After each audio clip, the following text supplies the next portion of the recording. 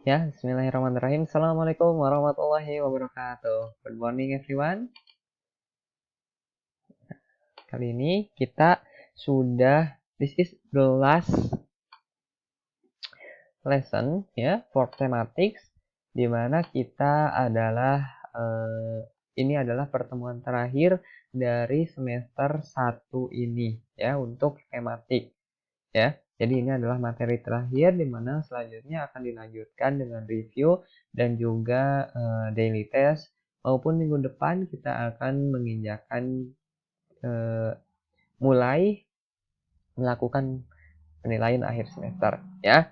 This is the last meeting for tema 3 ya, tema 3, subtema 3, pembelajaran 2. Oke. Nah, apa sih yang akan kita pelajari hari ini? Today, we are going to learn about history of Raden Patah. But before we study, let's pray with saying Basmalah. Bismillahirrahmanirrahim. In the names of Allah, the most gracious and the most merciful. Ya Allah, give me blessed knowledge and give me good understanding. Amin ya rabbal alamin. Nah, kali ini Mister akan kembali ingatkan bahwa Indonesia sebelum menjadi negara kesatuan Republik Indonesia ya telah mengalami beberapa perjuangan lawan penjajah, di mana sebelum penjajah datang itu terjadi masa kerajaan Hindu-Buddha ya, di mana seluruh wilayah Nusantara ya dikuasai oleh suatu kerajaan-kerajaan ya yang terbentuk dan berlandaskan pada agama Hindu-Buddha ya. Contohnya peninggalannya yaitu seperti Candi Borobudur, Candi Prambanan ya, dan lain sebagainya. Atau yang dekat itu di Tasikmalaya ada Candi Cangkuang ya. Nah, setelah itu kemudian datanglah penjajahan ya. Yang pertama itu adalah bangsa Portugis, selanjutnya yaitu bangsa Belanda ya. Portugis itu waktu dulu Portugis dan Spanyol, lalu Belanda, kemudian Jepang. Nah, oleh sebab itu, pada saat itu mengalami beberapa perubahan sistem, di mana tadi dimulai dari kerajaan Hindu-Buddha ya, langsung ada masuk Islam ya. Jadi pada saat itu diawali di sini di Aceh, itu kerajaan Samudra Pasai hingga menyebar ke seluruh Indonesia ya. Contohnya hingga ke Sulawesi kemarin kita sudah pelajari Sultan Hasanuddin ya. Dan yang selanjutnya yaitu dilanjutkan dengan perjuangan tokoh kemerdekaan ya. Dalam artian di sini tokoh kemerdekaan itu sudah tidak berbentuk kerajaan lagi, tapi melawan penjajah pure hanya untuk menyatukan dari Sabang sampai Merauke ya atas dasar Negara Kesatuan Republik Indonesia ya, yang berbangsa satu, berbahasa satu. Oke ya. Dan bertanah air satu yaitu Indonesia ya, dimana contohnya itu Insinyur Soekarno, Jenderal Sudirman, terus kemarin ya Jenderal Sudirman ya terakhir. Nah, teman-teman semuanya, ketika melawan penjajah, ternyata para tokoh ini tidak hanya meninggalkan cerita belaka ya, tetapi banyak sekali peninggalannya.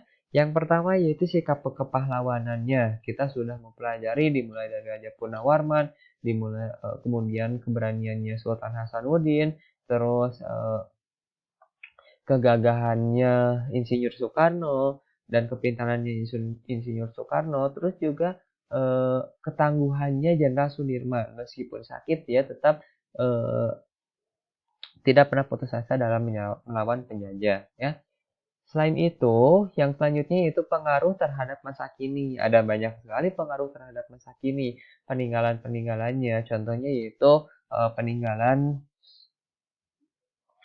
Pancasila ya sebagai ideologi bangsa dan lain sebagainya, yang nanti kita akan bahas pada tokoh baru yaitu Raden Patah. Nah, Raden Patah ini berada dalam posisi ini ya, yaitu perjuangan kerajaan Islam ya, di mana dia adalah pendiri suatu kerajaan Demak ya.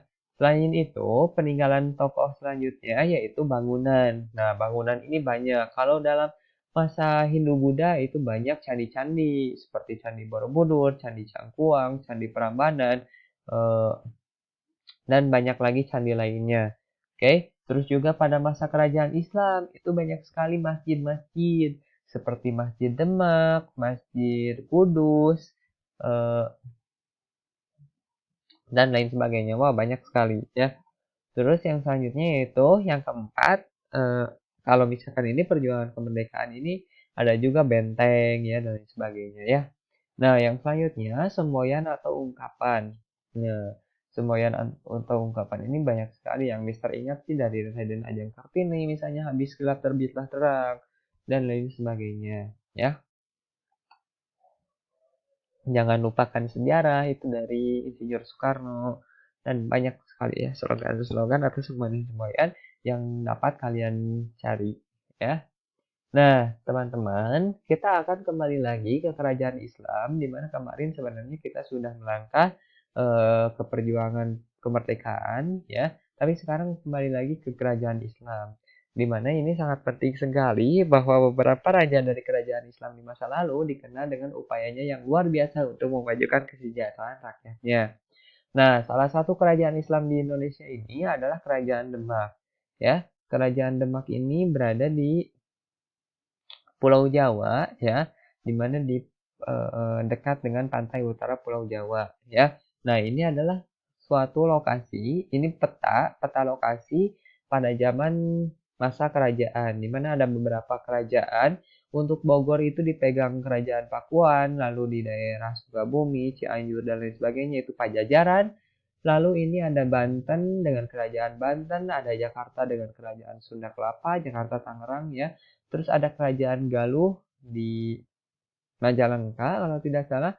Terus ada Kerajaan Mataram ya.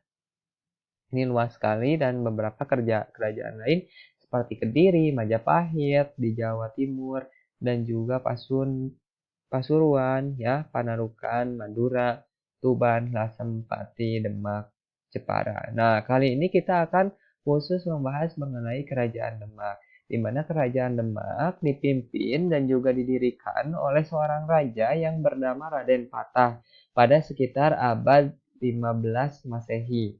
Berarti kalau sekitar abad 15 Masehi itu sekitar 1400-an ya. Nah, meskipun kerajaan Demak kini sudah tiada, tetapi seperti yang tadi Mister jelaskan bahwa kerajaan apa namanya tokoh-tokoh tersebut tentunya meninggalkan suatu peninggalan, ya, di mana salah satunya yaitu menyisakan pengaruh terhadap kehidupan masa kini, di mana Demak dikenal sebagai kota wisata religi. Nah, jadi sampai sekarang Demak ini dikenal sebagai kota wisata religi. Apa sih maksudnya kota wisata religi? Jadi kota wisata religi ini adalah pusat di mana orang-orang berwisata ke sana atau berkunjung ke Demak itu untuk keperluan religi, di mana contohnya yaitu berziarah ke makam beberapa wali songo, ya. Karena Demak merupakan pusat para wali, ya. Tentu teman-teman sebelumnya sudah mengenal para wali. Nah, di mana para wali ini merupakan penasihat raja dan pada saat itu sangat berperan penting dalam penyebaran agama Islam khususnya di Pulau Jawa.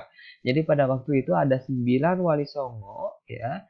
Wali songo itu sebenarnya wali, songo itu 9. Jadi 9 wali atau wali songo ya. Ada 9 orang yang bertugas sebagai penasihat raja dan mereka juga menyebarkan atau berdakwah untuk menyebarkan agama Islam ya di Pulau Jawa yang pada saat itu dikelilingi oleh kerajaan-kerajaan yang memang seperti Pajajaran dan lain sebagainya. Itu Mataram itu adalah kerajaan Hindu-Buddha ya. Jadi mereka menyebarkan agama Islam di Pulau Jawa ini. Nah, kesembilan wali tersebut dikenal dengan Wali Songo. Kalian dapat melihat di buku halaman 97 bahwa di sana ada beberapa gambaran dari Wali Songo tersebut. Meskipun itu hanya lukisan yang mungkin dapat mewakili menggambarkan 9 wali tersebut. Di mana yang pertama ada Sunan Ampel, ya. Terus yang selanjutnya itu Sunan Kalijaga, terus yang selanjutnya Sunan Sunan Gunung Jati yang dimakamkan di Cirebon, ya, yang di sini. Terus yang selanjutnya itu Sunan Bonang, Sunan Kudus, Sunan Derajat, Sunan Gresik, Sunan Muria, dan Sunan Giri. Nah, teman-teman, tentunya para sunan ini dikenal banyak sekali diabadikan sebagai nama jalan, terus juga sebagai nama Universitas Islam Negeri, terus juga nama-nama lainnya, ya. Nah, oleh sebab itu, agar kalian dapat mengetahui lebih lanjut mengenai cerita dari perjuangan Raden Patah, juga Kerajaan Demak dan juga Wali Songo, kalian dapat membaca buku 4E halaman 94 sampai 97. Nah, setelah membaca kembali, kalian dapat melengkapi worksheet-nya dan ingat baca terlebih dahulu instruksi sebelum mengerjakan, oke, agar tidak keliru dalam mengerjakannya. Ya, mungkin cukup sampai sekian. Ya, nanti kita akan lanjutkan di Zoom meeting. Ingat, bangsa yang besar adalah bangsa yang tidak pernah melupakan sejarahnya. Jadi, kalau misalkan seandainya kalian bertanya, Mister, kenapa kita harus mempelajari tokoh-tokoh dahulu, kan ini sudah meninggal. Ingat ya, perjuangan mereka itu sangat berarti bagi kita. Oleh karena itu kita harus setidaknya mengenal sedikit gambaran singkat perjuangan betapa betapa tahunya mereka dalam mencapai kemerdekaan Republik Indonesia. Dan tugas kita setelah mengenal yaitu menjaga terus perjuangan dan juga persatuan bangsa. Oke. Untuk mengakhiri pertemuan kali ini, let's say hamdalah, alhamdulillahirabbil alamin. Praise be to Allah, the Lord of the world. Ya Allah, please remind me of what I forgot and teach me what I don't know. Amin ya rabbal alamin. Oke, class, thank you for your attention. Wassalamualaikum warahmatullahi wabarakatuh.